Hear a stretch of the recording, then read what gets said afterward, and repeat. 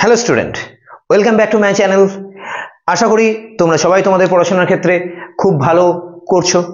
তো আজকে আমাদের আবার একটা নতুন টপিক, স্পাইরো কম্পাউন্ডের নেমিং। তো আগের ভিডিওতে আমি বাইসাইক্লো কম্পাউন্ডের নেমিং দেখিয়েছি। তো যারা এখনো ভিডিওটা দেখোনি, বাইসাইক্লো কম্পাউন্ডের ভিডিওটা একটু দেখে নাও গিয়ে, আশা করি ভালো লাগবে। আজকে তার সেকেন্ড পার্ট, একই রকম কম্পাউন্ড, একই টাইপের খানিকটা কম্পাউন্ড, স্পাইরো কম্পাউন্ডে নেমিং করব। তো আগের ভিডিওতে আমি বলেছিলাম যে এই টপিকটা বোর্ড বা নিট পরীক্ষায় জেনারেলি আসে না। তো এই টপিকটা মেইনলি জেইর জন্য। তো আমি আবারও বলছি, সবাই এটা দেখো, তোমাদের ক্ষেত্রেও এটা কাজে লাগতে পারে, কারণ কোয়েশ্চেন প্যাটার্ন কখন চেঞ্জ হয় বলা খুব মুশকিল। তো তোমাদের জন্য এটা আশা করি হেল্পফুল হবে। তো সবাই দেখো, স্পাইরো কম্পাউন্ড কাদেরকে বলে? স্পাইরো কম্পাউন্ড হচ্ছে দুটো রিং যখন একটা কোয়াটারনারি কার্বন দ্বারা কানেক্টেড থাকবে, একটা কমন কার্বন দ্বারা, এবং সেই কমন কার্বনটা কি হবে? কোয়াটারনারি, মানে 4 ডিগ্রি কার্বন দ্বারা দুটো রিং কানেক্টেড থাকবে। এখানে দুটো রিং থাকবে। কিরকম দেখো, আমি একটা এক্সাম্পল নিচ্ছি, জাস্ট লাইক দ্যাট। এই দেখো, তো এটা একটা স্পাইরো কম্পাউন্ডের এক্সাম্পল। তো এখানে দেখো, দুটো রিং একটা কমন কার্বন দ্বারা কানেক্টেড হয়ে আছে, এবং এই কার্বনটা ডিগ্রি কত? 4 ডিগ্রি বা কোয়াটারনারি। তার কারণ কার্বন চারদিকে 4টে কার্বনের সঙ্গে কানেক্টেড হয়ে আছে। তো দেখো, এগুলোকে বলছি আমরা স্পাইরো কম্পাউন্ড। তো এই যে কার্বনটা, এই কার্বনটাকে আমরা বলি স্পাইরাল কার্বন। কি বলি? Spiral carbon. তো এই ধরনের কম্পাউন্ডগুলোকে বলি আমরা স্পাইরো কম্পাউন্ড। কথাটা বোঝা গেছে?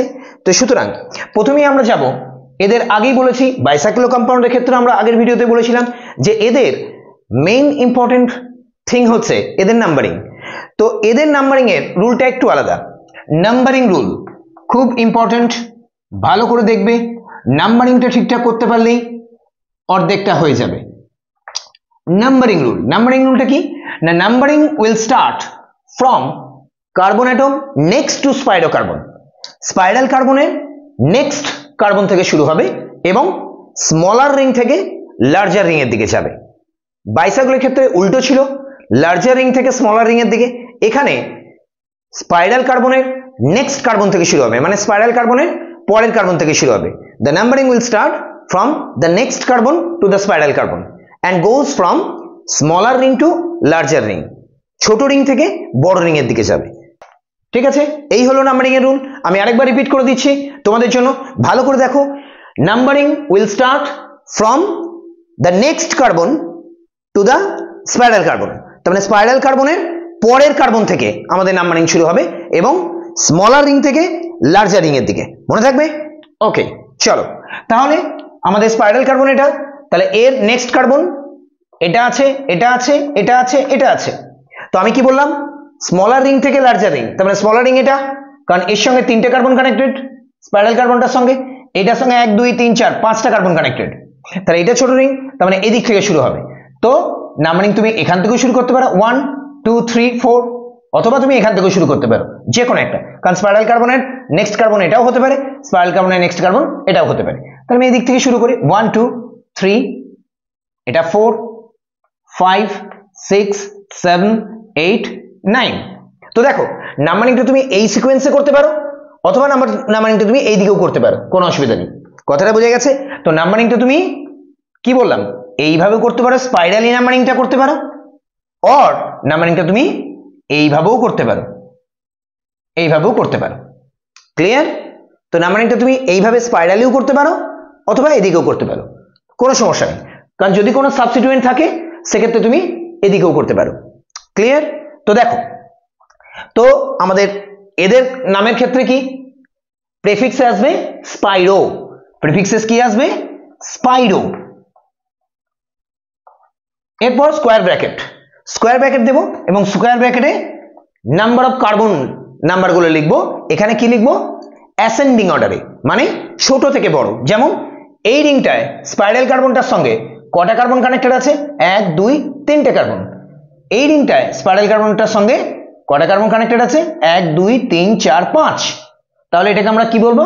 কি বললাম? অ্যাসেন্ডিং অর্ডারে, মানে ছোট থেকে বড়র দিকে। তার মানে এদিকে 3টে, 3.5। বোঝা গেছে? 3.5টা কি করে এলো? আবার বলছি, স্পাইরাল কার্বনের সঙ্গে এই দিকে রিংয়ে কটা কার্বন কানেক্টেড, একটা দুটো তিনটে কার্বন, এই স্পাইরাল কার্বনটার সঙ্গে এদিকে রিংয়ে একটা দুটো তিনটে চারটে পাঁচটা কার্বন, তার মানে 3.5। এবং এটা মনে রাখবো কি অর্ডারে হবে, অ্যাসেন্ডিং অর্ডারে, মানে ছোট থেকে বড় এইভাবে। এবং এদের কিন্তু দুটোই হয়ে গেল, তাহলে 9টা আছে, 9 মানে কি ননেন। তাহলে বোঝা গেছে নাম, ভেরি ইজি। তো স্পাইরো কম্পাউন্ডের শুধু নামের আগে প্রেফিক্সটা বসবে spiro, spiro square bracket 3.5, spiral কার্বনটার সঙ্গে এদিকে জটা কার্বন এদিকে জটা কার্বন। ক্লিয়ার? তো আমরা কিছু এক্সাম্পল নিচ্ছি, দেখো। তো দেখো আমি এবার কতগুলো এক্সাম্পল নিয়েছি, একে একে এগুলোকে নেমিং করবো আমরা, ভালো করে দেখতে থাকো। দেখো প্রথমটায় স্পাইরো কার্বন, এটা দিস ইজ স্পাইরো কার্বন বা স্পাইরাল কার্বন আমরা বলতে পারি। তো আমরা কি বললাম, নাম্বারিং কোথা থেকে স্টার্ট হবে, স্পাইরো কার্বনের পরের কার্বন থেকে এবং স্মলার রিং থেকে লার্জার রিং এর দিকে যাবে। তাহলে এদিকটা ছোট রিং, তাহলে এদিক থেকে স্টার্ট করলাম, তুমি এই কার্বনটা থেকে শুরু করতে পারো অথবা এই কার্বনটা থেকে শুরু করতে পারো, যেটা খুশি। তাহলে এই কার্বন থেকে শুরু করছি, 1 2 3 4 5 6 7 8 9। তাহলে এখানে একটা সাবস্টিটিউয়েন্ট আছে, এটা মানে কি, এটা মানে কিছুই না, methyl group, this is methyl group. তাহলে কি লিখবো, আগে সাবস্টিটিউয়েন্টের নাম 2 মিথাইল, এরপর প্রেফিক্সটা মানে স্পাইরো, স্কয়ার ব্র্যাকেটের মধ্যে এই যে স্পাইরো কার্বনের সঙ্গে এদিকে রিংটায় একটা দুটো তিনটে কার্বন যুক্ত আছে, এদিকে রিংটায় একটা দুটো তিনটে চারটে পাঁচটা কার্বন যুক্ত আছে। তাহলে আমরা কি বললাম, এই নাম্বার অফ কার্বন অ্যাটমস গুলো আমরা অ্যাসেন্ডিং অর্ডারে লিখবো, মানে ছোট থেকে বড়। তার মানে এদিকে 3 এদিকে 5, 3.5, 9টা কার্বন আছে, তাহলে কি হবে ননেন। আশা করি বোঝা গেছে। তো next, moving to the next. তো এইটা হচ্ছে স্পাইরো কার্বন। তো এদিকে যে রিং আছে এদিকে সেম রিং, তার মানে দুদিকে নাম্বার অফ কার্বন অ্যাটমসটা রিং এর ক্ষেত্রে দুটো রিং এর ক্ষেত্রে সেম, কিন্তু এদিকে ব্রোমিন সাবস্টিটিউয়েন্ট এদিকে ক্লোরিন সাবস্টিটিউয়েন্ট। তো ব্রোমিনের প্রেফারেন্স ক্লোরিনের থেকে বেশি হয়, কারণ অ্যালফাবেটিক্যালি ব্রোমো কামস ফার্স্ট। তো আমরা এদিক দিয়ে নাম্বারিং করব। তো স্পাইরাল কার্বনের পর থেকে এই কার্বনটা থেকে নাম্বারিং করব, কারণ এই কার্বন থেকে আমি নাম্বারিং করতে পারবো না, কারণ এই দিক দিয়ে নাম্বারিং করলে 1 2 3 এ পড়ছে, এদিক দিয়ে করলে 1 2 এ পড়ছে, তার মানে ব্রোমিনটাকে আমাকে কম নাম্বার দিতে হবে। তাহলে এদিক দিয়ে করব 1 2 3, এটা 4, সরি এটা 4, এটা 5, এটা হয়ে গেল 6, এটা 7 8 9। তাহলে কি হলো 2 ব্রোমো 7 ক্লোরো স্পাইরো। স্কয়ার ব্র্যাকেটে এদিকে কটা কার্বন আছে স্পাইরাল কার্বনের সঙ্গে, 1 2 3 4, এদিকেও 1 2 3 4, তাহলে 4.4 4.4 হয়ে গেল। তাহলে কি হলো 9টা, মানে এখানেও ননেন। ক্লিয়ার? আশা করি বোঝা গেছে। এবার আমরা এটাই আসছি, এটার একটু আলাদা। তো এখানেও দেখো স্পাইরাল কার্বনটা এটা, তো নাম্বারিং অলওয়েজ স্পাইরাল কার্বনের পরের কার্বন থেকে শুরু হবে এবং স্মলার রিং থেকে লার্জার রিং, সেটা যে কোনো সাবস্টিটিউয়েন্ট থাকুক না কেন, আমি আগেও বলেছি আবার বলছি, কোনো ফাংশনাল গ্রুপ থাকুক না কেন, তবুও নাম্বারিং রুল কিন্তু এটাই। তাহলে এদিক দিয়ে শুরু হবে 1 2, বা এদিক দিয়েও করতে পারো, যা খুশি। তো আমি এদিক দিয়ে করছি 1 2 3, এটা 4, ক্লিয়ার, এইটা 5 6 7 8 9। তো এখানে অক্সিজেনটাকেও আমাকে নাম্বারিং দিতে হবে, ক্লিয়ার? তো দেখো তাহলে 2 নম্বরে এটা সাবস্টিটিউয়েন্টের নাম মিথাইল গ্রুপ, তাহলে কি লিখবো 2 মিথাইল।